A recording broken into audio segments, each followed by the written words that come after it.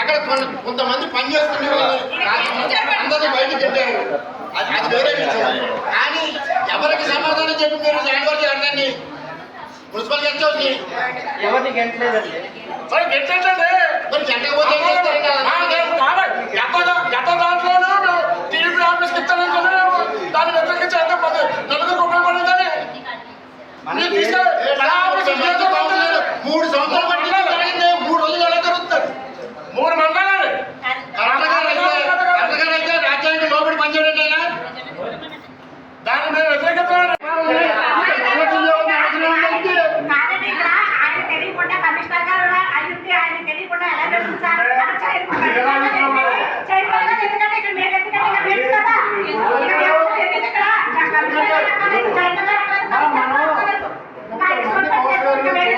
సంబంధం లేకుండా మన పర్మిషన్ లేకుండా మనకి సంబంధం లేకుండా చేయవలసిన అవసరం ఉంది. కమిషనర్ గారికి అది మీ ద్వారా అడిగిన నేను మాకు సమాధానం చెప్పలేదు. కూర్చోండి, మాకు మంచిది కూర్చోండి. మీకు మీరు అధికారిగా కూర్చోండి, మాకు మంచిది.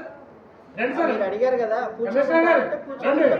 ఎలక్షన్ కూడా మాతో ఉంటుంది, రాజకీయ నాయకులు కదా అందరూ చెప్పుకోవాలి, మాతో ఉంటే ఎలక్షన్ కూడా మీరు కూర్చుంటానంటే మా నిధుల్ని అవమానిస్తున్నట్టు, మా అభిప్రాయాన్ని మీరు బేఖాతరు చేస్తున్నట్టు. కూర్చోండి కూర్చోండి, మీ హక్కు మీకు ఉంటుంది. ఇప్పుడు మున్సిపాలిటీలో సాధారణ సమావేశం పెట్టడం జరిగింది. కౌన్సిలర్లు అందరూ హాజరయ్యాం. కానీ మాకెవరికి కూడా తెలియకుండా మున్సిపల్ గెస్ట్ హౌస్ పడ అనే ఒక దానికి ఆఫీస్కి ఇవ్వడానికి నిర్ణయించారు కమిషనర్ గారు. అదే విషయాన్ని కమిషనర్ గారిని అడిగాను. ఇది మా మున్సిపాలిటీ సంబంధించిన ఆస్తి కదండి, మీరు ఒక పార్టీకి సంబంధించి ఆఫీస్కి ఎలా ఇచ్చేస్తారు అని చెప్పి అడిగితే ఆయన ఎటువంటి సమాధానం చెప్పకుండా నిర్లక్ష్యంగా వ్యవహరించారు. ఎందుకంటే అది మున్సిపాలిటీకి సంబంధించిన ఆస్తి, అది ఇవ్వాలి, ఎవరికైనా ఇవ్వాలి అంటే కౌన్సిలర్ అనుమతి ఉండాలి. అనుమతి లేకుండా ఎలా ఇస్తారు అని చెప్పి అడిగితే ఎటువంటి సమాధానం కూడా ఆయన దగ్గర నుంచి రాలేదు. మేము ఆయన 9 నెలల అయింది ఆయన ఇక్కడికి వచ్చి, అప్పటి నుండి కూడా పిఠాపురానికి ఎటువంటి అభివృద్ధి కానీ ఎక్కడా కూడా చిన్న పని కానీ జరగలేదు. ఆయన కౌన్సిలర్స్ అడిగిన దానికి కూడా ప్రతిదానికి కూడా దేనికి కూడా సమాధానం చెప్పకుండా ఆయన ఏదైతే అనుకుంటారో సొంత ఎజెండా ప్రకారంగానే వెళ్తారు తప్ప కౌన్సిలర్లు కనీస గౌరవం ఇవ్వడం కానీ సమాధానం అడిగిన దానికి సమాధానం చెప్పడం కానీ జరగదు. కానీ ఈరోజు ఆఫీసు మా గెస్ట్ హౌస్ ఇచ్చినందుకు కాదు, అభివృద్ధి జరగడం కావాలి. మేము ఆ ఆఫీస్కి మేమేం అడ్డుకోవట్లేదు. కానీ మాకెందుకు తెలియపరచలేదు, మాకు తెలియపరచాలి కదా. ఒక కలెక్టర్ గారైనా సరే, ఇంకొకరైనా సరే, ఇక్కడ 30 మంది కౌన్సిలర్స్ని మేము ఇక్కడ ఎన్నుకున్నారు పిఠాపురం పట్టణ ప్రజలు. కానీ మేము సమాధానం చెప్పవలసింది 50,000 మంది ప్రజలు ఉన్నారు, వాళ్ళందరికీ కూడా సమాధానం చెప్పాలి.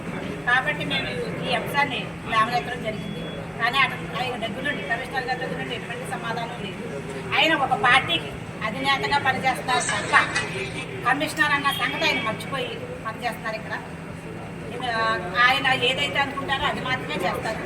మొన్న ఎమ్మెల్సీ ఎలక్షన్ జరిగింది, దానికి కూడా ఆయన దగ్గరుండి ప్రచారం చేయడం జరిగింది. మీకు కూడా తెలుసు, అన్ని మీడియాల్లోని అన్నిటిలోనే కూడా వచ్చింది. దానికి ఆయనపై ఎటువంటి చర్యలు కూడా తీసుకోలేదు ఇప్పటికి కూడా. అంటే ఇక్కడ ఎటువంటి పాలన జరుగుతుంది అన్నది అందరికీ తెలుస్తుంది. ఇక్కడ పవన్ కళ్యాణ్ గారి నియోజకవర్గం, ఒక డిప్యూటీ సీఎం గారి నియోజకవర్గం అని పేరుకి మాత్రం చెప్పడం జరుగుతుంది. కానీ ఇక్కడ మాత్రం ఎటువంటి ఏది కూడా జరగదు. పిఠాపురం ఎంతో అభివృద్ధి చెందిందని చెప్పేసి బయట ప్రజలందరికీ కూడా అనుకోవడమే. కానీ ఇక్కడ కనీసం ఒక కాలం తీయడం కానీ, చెత్త తీయడం కానీ, వాటిలో ఒక పని చేయడానికి ఒక మనుషులు పని ఇచ్చి కనీసం 3 నెలలు అయింది.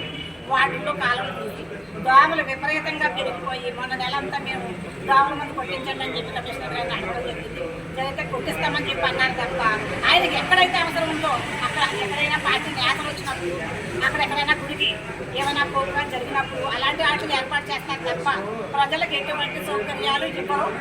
ఈరోజు పిఠాపురం మున్సిపాలిటీలో ఉన్న వాటర్ చూస్తే మీ అందరూ కూడా ఒకసారి ఆ ఫోటో చూపిస్తాము. ఆ వాటర్ చూస్తే ఎంత శుభ్రంగా ఉన్నాయి అని చెప్పేసి మీకు కూడా ఒక అర్థం అవుతుంది. ప్రతి ప్రతి వాటర్లోని కూడా ఎర్రపురుగులు వస్తున్నాయి, నాచు వస్తుంది. అయినా కూడా ఇది నేను చెప్పి 3 నెలలు అయింది, ఎటువంటి చర్య తీసుకోలేదు. ఈరోజు మేము కౌన్సిలర్లు అందరూ కూడా ఏకమయ్యి మేము బయటచడం జరిగింది. ఎందుకంటే ఆ ఆఫీసు మున్సిపాలిటీకి సంబంధించింది కాబట్టి మేము దాన్ని పొందుపరచమని టేబుల్ ఎజెండాకు తెమ్మని చెప్పడం జరిగింది. దానికి కమిషనర్ గారు సమాధానం చెప్పలేదు. అందువల్ల మేము ఈరోజు అక్కడ కోర్టు మీద కూర్చోవలసిన పరిస్థితి వచ్చింది. దానికి ఆయన ఏ చర్య తీసుకుంటారన్నది మాకు తెలియాలి. కాబట్టి మేము చైర్మన్ గారు అందరికీ కూడా చైర్మన్ గారికి మేము అందరం కూడా సంతకాలు పెట్టి ఇవ్వడం జరిగింది. దానికి మినిట్స్ బుక్లో పెట్టడం జరిగింది. కాబట్టి కమిషనర్ గారు ఏ చర్య తీసుకుంటారు ఈ విషయాన్ని పైకి కలెక్టర్ గారికి సీఎం గారి దృష్టిలోనే పెట్టి మరి ఇది ఎటువంటి చర్యలు తీసుకుంటారో అన్నది కూడా మాకు తెలియాలి. ఎందుకంటే ఒక ఆఫీస్ పెట్టాలంటే పిఠాపురాన్ని మూలని ఖాళీ స్థలాలు ఉన్నాయి. కాబట్టి ఎక్కడైనా పడా అంటే చాలా పెద్ద ఆఫీస్, ఎంతోమంది ఉద్యోగులు వస్తారు, 60 మంది 70 మంది. మున్సిపాలిటీ గెస్ట్ హౌస్ కూడా సరిపోదు. అక్కడ చుట్టూరు ఉన్న ప్రజలందరూ కూడా జీవనోపాధి కోల్పోతారు. ఎందుకంటే అక్కడ బండ్లు ఉన్నాయి, చాలా అందరూ కూడా జీవనోపాధి కోల్పోయి రోడ్డు మీద పడిపోతారు. అందరూ కూడా వాటి మీద ఆధారపడి ఉన్నారు.